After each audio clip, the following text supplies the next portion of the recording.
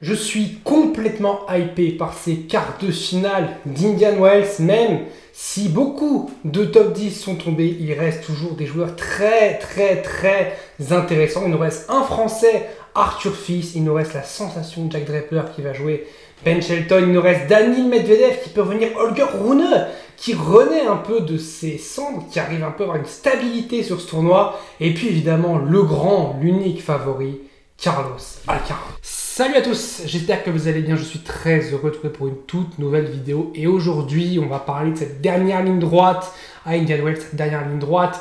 Il ne reste plus que 8 joueurs et les 8 joueurs sont très intéressants, il y a pas mal de surprises, mais on a quand même un tableau qui est très homogène. On a Alcaraz qui sort évidemment du lot, qui a remporté Indian Wells les deux des éditions précédentes, qui est encore ultra favori, qui a désossé Dimitrov, qui a désossé Shapovalov, qui est vraiment voilà l'ultra favori. Mais à part ça, on a vraiment un pool de joueurs assez homogène et c'est très intéressant de voir ça. On peut vraiment avoir, et puis surtout un duel pour le top 10, des joueurs qui peuvent potentiellement terminer l'année top 10. Holger Rune est un joueur qui légitimement peut terminer cette année top 10. Daniil Medvedev est un joueur qui peut terminer cette saison top 10, même si on est en train de poser la question est-ce qu'il peut finir top 10. Mais oui, Medvedev est un joueur qui peut terminer top 10. Ben Shelton et Draper sont deux joueurs qui peuvent terminer top 10. Et puis évidemment, Alcaraz est un joueur qui lui peut terminer numéro 1 mondial et qui peut-être va terminer numéro 1 mondial. Ça, seul le tennis nous le dira.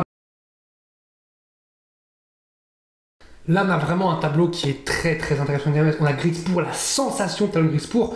Vous pouvez revenir sur ma vidéo où j'en parle un tout petit peu. Sur celle de Zverev, je parle surtout de Zverev qui, moi, m'a déçu.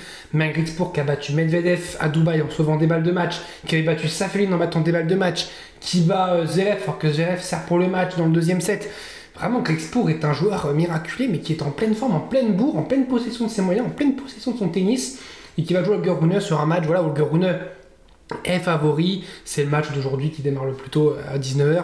Holger Rune est favori, mais on ne sait jamais avec Holger Rune. Il a fait un très bon match, très gros match contre Stefanos Tsitsipas, un match que sans doute peu de personnes ont vu parce qu'à la place, en concurrence, il y avait le Paris Saint-Germain qui éliminait Liverpool. Donc évidemment, entre un Rune Tsitsipas et un Paris Saint-Germain Liverpool Paris Saint-Germain, peut-être qu'Holger Rune Tsitsipas a un peu passé à la trappe, mais Rune qui a eu un très bon niveau de jeu et qui a notamment fait un twinner lob assez dingue pour sauver une balle de débreak. Vraiment un bon Rune, mais le problème c'est que Rune, on sait qu'il est capable de faire des gros matchs. Là, Tsitsipas c'est un gros match, mais Tsitsipas jouait très bien, donc c'est un gros match. On sait que tous ces gros matchs, il va être présent. On l'a vu face à Sinner à l'Open d'Australie, il fait un très bon match. Mais là, on a besoin d'un Rune, c'est un Rune qui déjà arrive sur ces gros matchs, qui arrive à passer les tours. Là, c'est chose faite, mais moi je me méfie du piège Griekspoor parce que c'est typique, le joueur typique qui peut battre Holger Rune. Holger Rune a fait un gros match contre Tsitsipas et il peut potentiellement perdre face à Griekspoor, même si Holger Rune a gagné, mais attention. Évidemment, Arthur Fils qui joue Daniil Medvedev, ça c'est le match que nous Français on veut sans doute le plus voir. Arthur Fils qui va passer numéro 1 français dans quelques jours, lundi, mais c'est une belle performance, premier quart en Master 1000 en carrière. C'est vraiment une très belle performance de Fils. Alors face à Giron, il était évidemment archi favori, mais il fallait quand même passer ce match. Puis face à Musetti, il fait un très bon match, sauve une balle de match. Et là, il joue Medvedev qui retrouve un très bon niveau, on peut le dire, un très bon niveau. Il s'est fait totalement, on ne sait pas comment il perd le match face à Griekspoor à Dubaï. Je ne comprends pas encore comment il a pu perdre ce match face à Talon Griekspoor alors qu'il a 4 balles de match. Enfin, il doit remporter ce match alors qu'il joue vraiment bien sur ce match et il le perd. Et là, ouais, face à Tommy Paul, il met quand même 4-0, ça fait mal. Tous les Américains, on sait, aux États-Unis, ils sont très durs à jouer. Tommy Paul est un joueur qui joue très bien aux États-Unis. Et ouais, Medvedev, c'est vraiment un super match. Et je pense que le défi va être dur pour Fils, que Fils peut faire des fautes. Medvedev est un joueur qui est capable de cadenasser l'échange. Donc, ouais, pour moi, Medvedev, je vais quand même avoir un Rune Medvedev, une revanche de l'an dernier, parce qu'il y avait déjà eu Rune Medvedev à Indian Wells 2024. Ensuite, pour moi, c'est peut-être le match qui me hype le plus. Moi personnellement, c'est le Shelton Draper. Duel de gaucher. Duel de joueurs voilà, qui mettent de la patate au service. Shelton qui envoie des missiles au service. Jack Draper pareil. d'énormes qualités de première balle, d'énormes qualités de service chez les deux joueurs qui ont fait des demi-finales de Grand Chelem, enfin une pour Draper et deux pour Ben Shelton, notamment la dernière à l'Open d'Australie il y a quelques semaines. Un match vraiment qui me haït. Pour moi, un match où on peut avoir ces deux joueurs dans le top 10, surtout en fin de saison, et peut-être même au Masters. Peut-être que voilà, je suis peut-être un peu optimiste, mais pour moi, Draper, son plus gros problème, c'est les blessures, et Shelton, son plus gros problème, c'est la régularité. Si les deux, ils arrivent, par exemple Shelton, avec son physique qu'il a, il avait la régularité de Draper, il serait énorme. Et si Draper, il avait le physique de Shelton, il serait déjà bien plus haut. Donc en fait, il va falloir faire un mix des deux et ce serait un super joueur. Mais ouais, là franchement, deux joueurs en plus, Shelton américain, vraiment aux États-Unis, c'est le dernier américain, c'est peut-être ce joueur-là qui peut sortir, nous faire la surprise du tournoi, peut-être.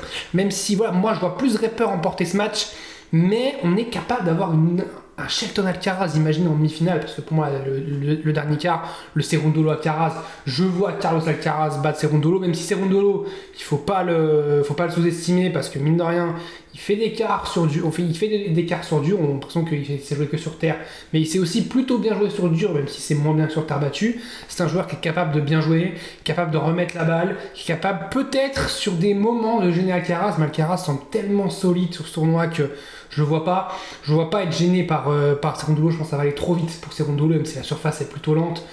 Je pense que ça va aller trop vite pour Francisco Cerundolo, et je vois Alcaraz passer, je vois donc Rune, Medvedev, Draper, Alcaraz. Pour moi, il n'y a pas de surprise du coup. Ça veut dire pour moi, Draper qui est moins classé que Shelton, mais je ne pense pas que ça soit une énorme surprise. Enfin, pour moi, c'est quasiment 50-50 Shelton-Draper. Dites-moi, vous déjà, quel est votre quart de finale préféré, celui que vous attendez le plus, que c'est Arthur Fils, pour peut-être enfin un Français en demi-finale en Master 1000 à Indian Wells, parce que je pense que c'est pas arrivé depuis belle lurette, ça j'ai pas été vérifié, mais un Français en Master 1000, enfin Indian Wells, qui fait une demi-finale, ça n'a pas dû arriver depuis très très longtemps. Est-ce que Rune Griekspoor, c'est un match qui vous hype? Je pense que c'est un match qui est très intéressant, mine de rien. C'est un peu le match, voilà, peut-être le moins frisson de tous, parce que évidemment Alcaraz c'est toujours un match frisson, même s'il joue n'importe qui, c'est un match frisson. Mais peut-être que le Rune Griekspoor est un match sous-côté, parce que Rune, ça peut nous faire des matchs aussi à sensation. Et Griekspoor, mine de rien, en ce moment, il joue très très bien. C'est vraiment un joueur à suivre, à voir en ce moment. Donc ça peut être un match vraiment sous-côté. Je pense qu'on a quand même que des quarts homogènes, à part le Alcaraz Cerundolo, où Alcaraz sont quand même archi favoris. Mais à part ça, on a de beaux quarts de finale. Même aussi Medvedev semble favori, et Rune aussi. Mais ce que je veux dire, c'est qu'on a vraiment un beau groupe de joueurs capables de... Je pense que quel que soit le vainqueur de ce tournoi, ce serait un beau vainqueur, parce qu'on dit oui Griekspoor, mais si Griekspoor il arrive en battant Zverev, Rune, Medvedev, et pourquoi pas Alcaraz en finale, ce serait un beau vainqueur. Cerundolo, s'il sort Alcaraz, ce serait un beau vainqueur. Shelton serait un beau vainqueur, surtout pour les Américains. Jack Draper serait un très très beau vainqueur. Medvedev aussi serait un beau vainqueur, et Holger Rune évidemment serait un beau vainqueur, et Arthur Fils aussi évidemment. Donc voilà, ce serait que des beaux vainqueurs pour moi. Dites-moi vous, qui vous voulez voir aller au bout. On se retrouve très très vite pour parler tennis. C'est une petite vidéo, voilà, pour vous parler un peu de ces quarts de finale qui me hype. J'ai envie de voir ces quarts de finale le plus tôt possible. De toute façon, ça commence dès ce soir, 19h pour Griekspoor Rune, 21h, heure vraiment très très très clémente pour Arthur Fils, Daniil Medvedev, Ben Shelton et Draper qui vont jouer à 1h du mat, et Cerundolo, Carlos Alcaraz qui vont jouer à 3h du mat. On se retrouve très très vite pour parler tennis, car le tennis ne s'arrête jamais. Je vous dis salut à tous, portez-vous bien.